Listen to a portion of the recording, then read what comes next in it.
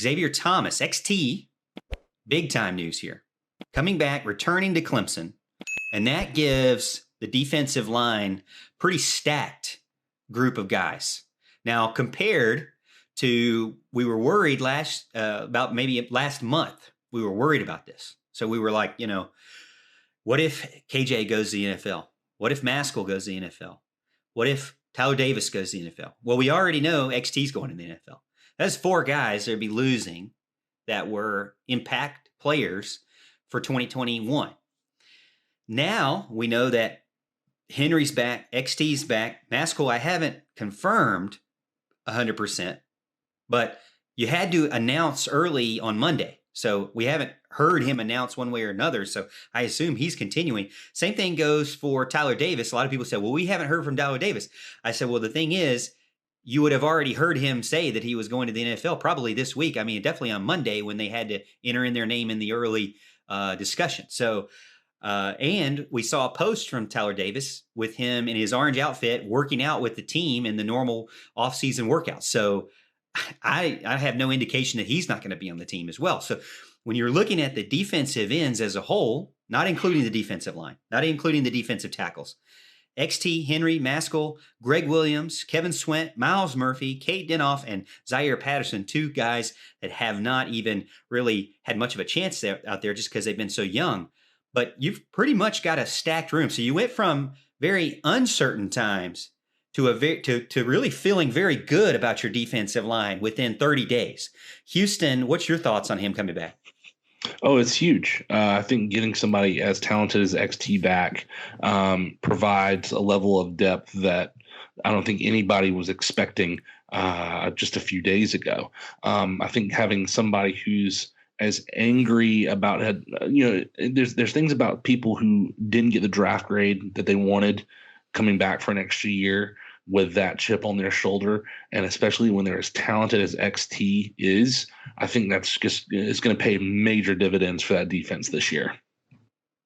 Yeah, I couldn't agree more. I think this is a very big deal. And I also want to make sure that everybody remembers you two laughing at me, not long ago when I said he may or may not come back. And here he is. So you guys believe everything you read on Twitter. Huge mistake.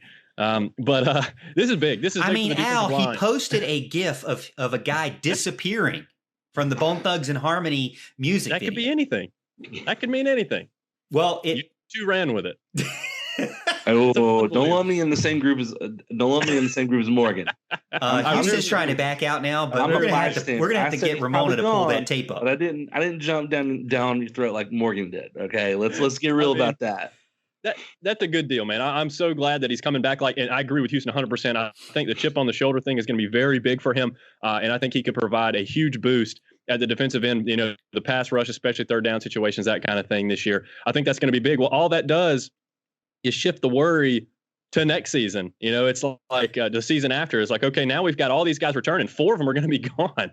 Mm-hmm. So how do you work in Zaire Patterson? How do you work in Cade Denhoff and make sure they get the experience they need, because they're going to be the guys come 2023. And that's where I was really wanting a big time defensive end this class, and we got nobody. We're going to have potentially we could get Lawson in the end. He's not necessarily a top tier guy. Whether he turns out to be or not has yet to be seen. But that's where your worry comes in. But we have a championship defense with these guys coming back this season, and I'm looking forward to seeing what they can do on the field. I mean, I'm looking at it and I'm seeing, I also feel the same way that you do, Al. When I'm looking at it, I'm like, what about Denhoff and Patterson? Are they going to get the reps that they need in 2022? Right. And that is the concern that you have to think about nowadays because of the freaking transfer portal. And these guys who just like, well, you know what? I didn't get it. I got less than 50 snaps.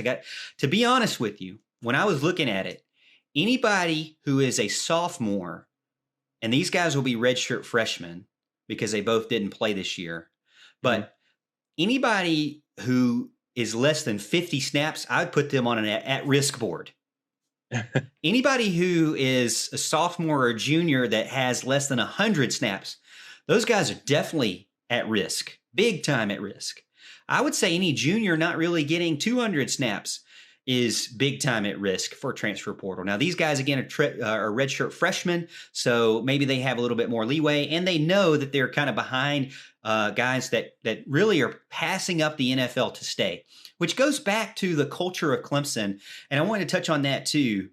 Everybody likes to drag Dabo Swinney through the mud in the media, but he constantly shows that the players love him and care about him, and he reciprocates that love and care towards them, and that they are here because they enjoy being here. There was no true opt-outs in the bowl game. There were a ton of guys that continue to return.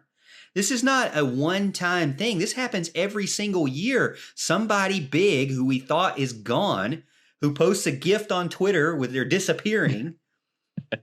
This is yet again someone big time coming back and staying with the team when, it's in today's day and age, it's all about money, playing time, and the 3-letter word NFL. And so, it's definitely countercultural what's going on at Clemson, and I think it's a good thing.